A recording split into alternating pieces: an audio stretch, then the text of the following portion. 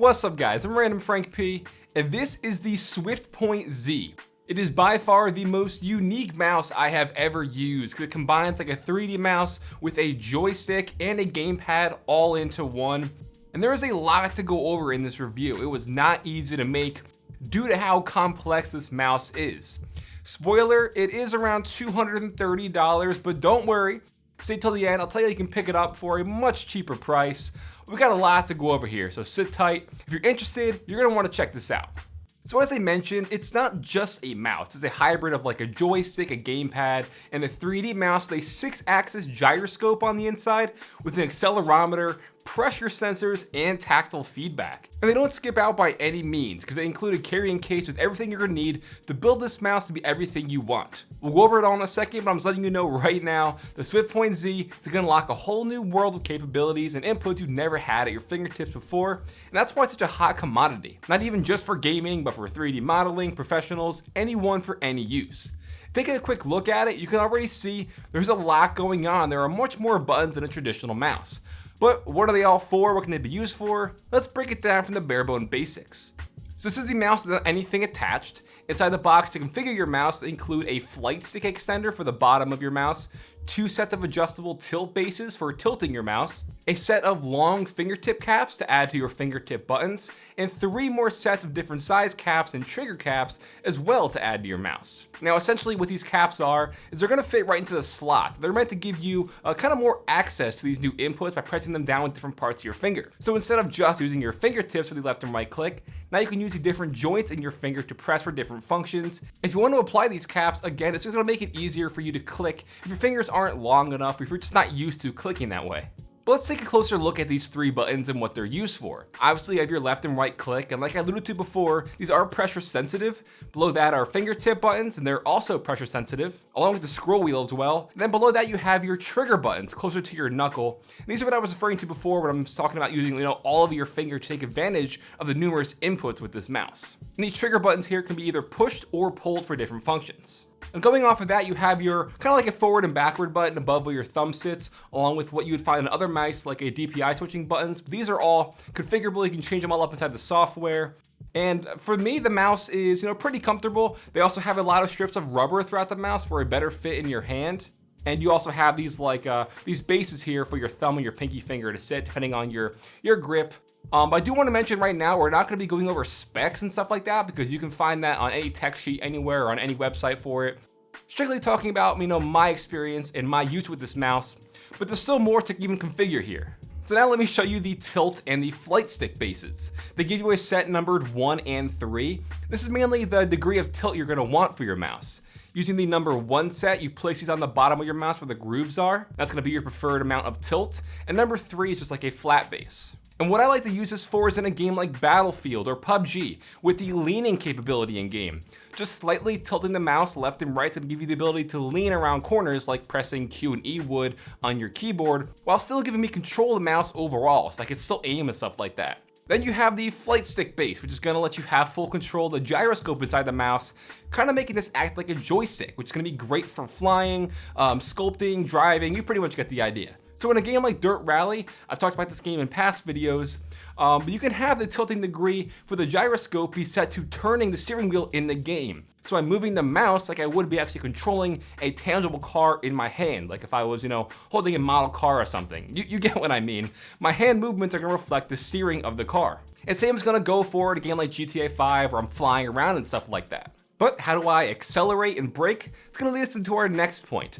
The harder I press on the left and right click, the faster I'll accelerate in game, or the quicker I'll handbrake. And one thing I really like about the deep click feature in this mice is how it analyzes how hard you press. With this, you can actually configure the mouse to reflect that and give you a whole another input. I found that my typical click pressure was around 20 to 30% only. So that means like when I'm shooting, aiming, etc.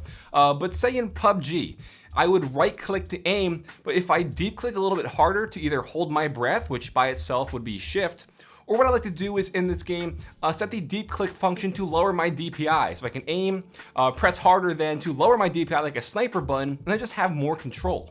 Now I know it's a lot of stuff I'm talking about, probably overwhelming, and to get a better idea of your settings, there's this little OLED screen built in on the left side. You can choose to display a few things like their animated logo, you can have it display a custom message, Yo. It can show you your current DPI the mouse is set at, also the pressure sensitivity with your buttons, so it's gonna show you how hard you're actually clicking, and show the gyroscope's reading with the tilt angles. And if you care, yes, the logo is illuminated, so you can cycle through the RGB spectrum or pick a static color for it. It sticks strictly to just the logo, nothing crazy or unnecessary. So are you overwhelmed yet? I know, tons of stuff I mentioned, believe me, I understand. But now we're gonna toss it over, I'm gonna go over to my PC and show you guys the software real time because all that has to be configured somehow. All right, so the software, not the easiest thing right off the bat, but inside your global settings is like your default pretty much. You can go in and change all your levels of your DPI as well as add more DPI increments, change the liftoff height, change the logo to whatever color you want, as well as the OLED screen like I showed you. And then by clicking on the mouse is how you could really change it up. Like I showed you before, for your left and right tilt, you can go in and configure the degree to what the input is, same for your forward and backward tilt. I'm just gonna show you the PUBG setting real quick. And again, for all your functions of the mouse, all you have to do is click on that certain button here in the software and you can change it. And as I showed for things like in PUBG, when I right click, once I press past 50% of the deep click, it's gonna lower then my DPI to 300. Once I release it, it'll go back to 1500. Then to change up a button, all you have to do is click on it. So we'll go to the bottom right trigger here and change do nothing to any one of the drop down inputs, like a mouse click or a scroll, keyboard and media, vibration, changing up the OLED. You can have it repeat functions, or just like a game input, change your DPI, or set a profile. But what we're gonna do for this is, let's just do, we're pressing this down, is the shift for PUBG. So we're gonna go into a keyboard and media, and we also have another drop down here of text, a letter, a symbol, modifier, function, keypad, or media. And since shift is a modifier, you click on that, and let's just go to shift left. And tap, you can have it either you tap it down, you press it, hold it down, and release for it to actuate. Or if you want to actually have it do something else when you release the button, you can do that. We're just gonna go down to press, and then it's going to, change that up from when we release it again.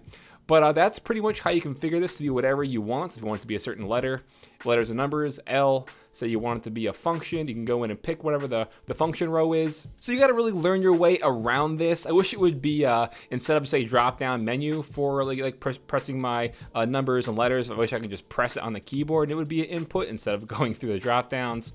But as you saw, very extensive. You can have it, like I said, change from tap to press to release, all different buttons and functions for each of those things. You could set different profiles for different games, import them, all that stuff. But definitely get to know the software because there's a lot you can do, from all the degrees of the tilt forward and backward to changing up the functions of the pressure. So just get to know it. But this is the premise of the software. So yes, inside the software, you get a ton of customization, and admittedly, it is very intimidating at first. So the main thing here is just gonna be spending time to get to know the mouse and spending time to get used to the software so you can navigate it and make this do what you want.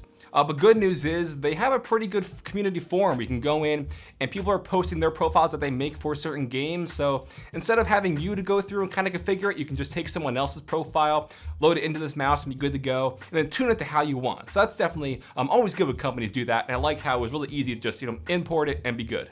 So overall, my experience with this has been very positive. I've never had this much possibilities with a mouse before, and it's crazy to think that all this is really capable of.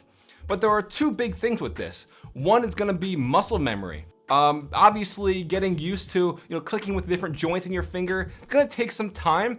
If you have smaller hands, it's probably gonna be a bit of an issue for you to be able to separate the joints in your finger to click each of these three buttons, or be able to have the ability to press all three individually.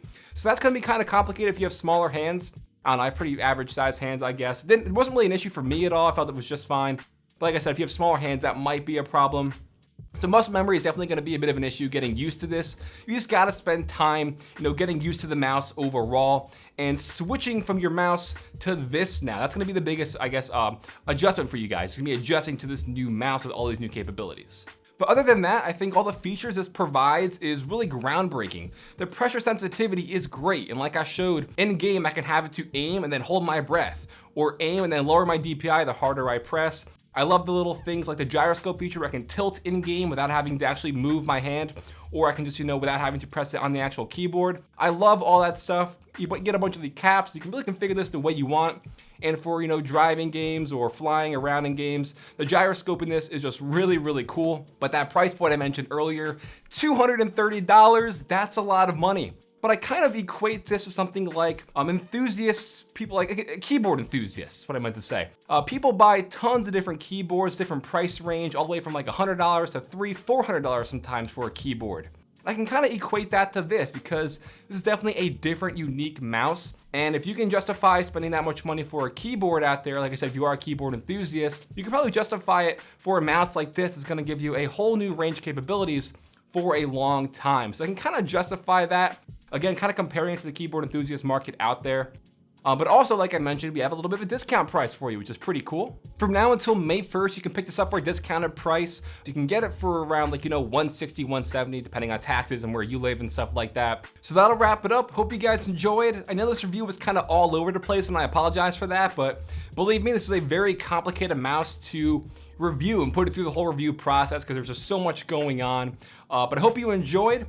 If you did, give this video a big thumbs up to show your support. Feel free to follow me on Twitter at randomfrankp. And lastly, if you haven't already, hit that subscribe button. Well, I'm randomfrankp. Hope you enjoyed. Have a good day.